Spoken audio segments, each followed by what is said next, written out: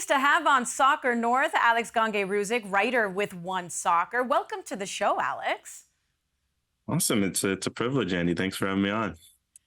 Well, let's talk about this Gold Cup. It's worth noting that we are doing this interview before Canada takes on Cuba, which we know, Alex, to be a must-win game. In the world of sport, we love to be hyperbolic, but this is truly a must-win. A draw simply won't do for the Canadians. Their first match 2-2 against Guadeloupe, 0-0 against Guatemala, which is why they find themselves in this situation. What do you make of Canada being in a must-win game? I don't think anyone would have seen this coming months ago, certainly with the very favorable draw that they have. Felt like they were going to sleepwalk through this group, especially you have one game at home where they've been very, very good. They've only dropped points once before this Guadeloupe game, dating back till 2016, if I'm not mistaken, at home. So that was the big surprise. Then you play a Guatemala team where it's just a very uninspiring 0-0 draw. So it's just been a big surprise to see how flat the teams kind of looked across both games. Usually, throughout qualifying under John Herdman, they've always been a team that's been up for these sorts of games. They've looked sharp, and we just haven't seen that sort of cutting edge from them this tournament in both boxes. And really, it feels like the draw, especially in the Guatemala game, flattered them. Maybe at home against Guadeloupe, yeah, they were leading. They probably could have held on, but also, again, 2-2 didn't feel unrealistic. And that's a surprise, because usually, at least if Canada was dropping points before, it really felt like, okay, that was the other team showed up. They did their job. Canada did what they could. In this game, in these two games, it feels like we haven't seen that from Canada. And that's probably the most frustrating part. We'll get to the new faces in just a moment. McGraw, we just saw him, and we'll talk about that in a moment. But it's still pretty veteran heavy. Are you surprised that Herdman doesn't seem to be getting the most out of these veterans, at least?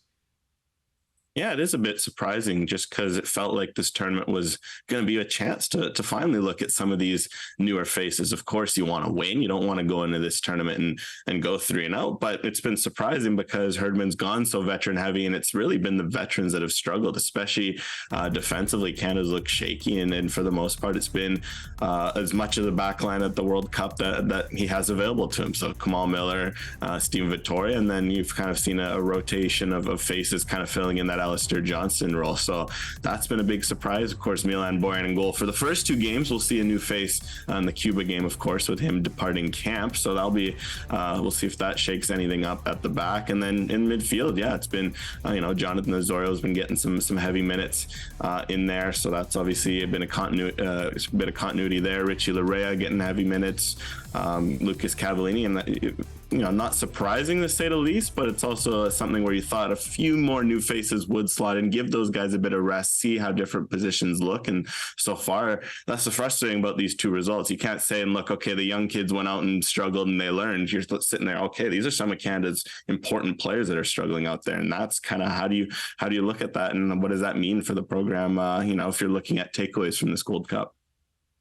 And you have to wonder, again, starting the tournament off with a draw, if that really affected the way Herdman wanted to rotate the squad. And then it doesn't help with another draw against Guatemala. We're probably expecting a veteran-heavy lineup once again against Cuba. But two new faces we have seen quite a bit of: Ali Ahmed, Moise Bombito. Bombito has been switching positions. The first two games we saw the first game in midfield, second game back line. Where do you see him best suited?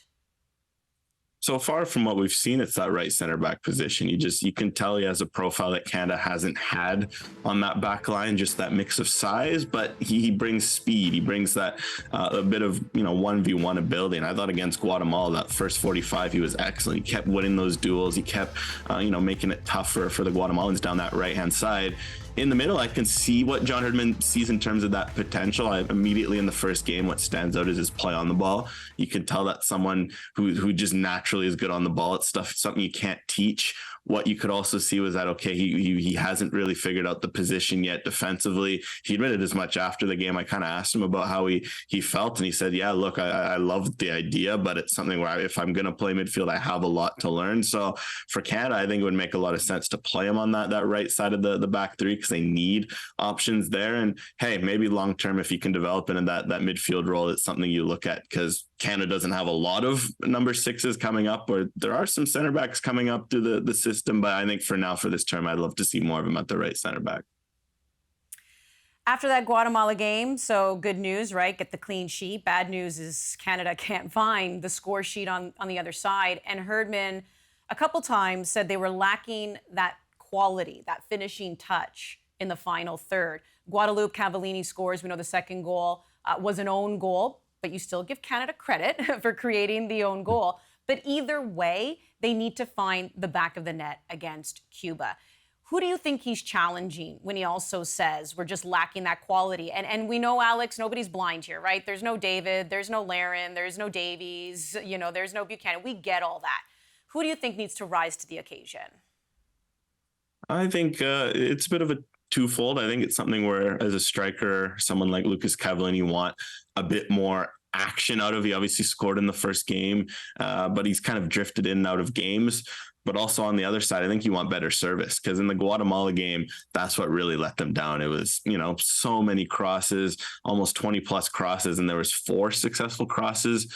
Ultimately, as much as you can pin that on a striker, if he's not seeing the ball, if he's not seeing any sort of quality service, that needs to be far better. So say if you're looking at who is out wide in the last game, Liam Miller and Richie Laryea, I imagine they'll want to improve their service significantly, because they kept getting into good spots, and then that final ball was lacking. And then from there, for Cavallini just to step up, be a little more active, be a little more involved, because he's had some great glimpses when he's gone and kind of gotten after the ball. He had that great layoff against Guatemala, which Junior Hoyland almost scored. He obviously has the goal in the first game, so he knows he can be annoying. He knows he can be dangerous in that box, and he'll just need to kind of step that energy up another level and kind of give his team a bit of a lift, because it feels like they need someone in the attack to kind of step up, and Cavallini, as someone who can score goals, is not a bad place to start.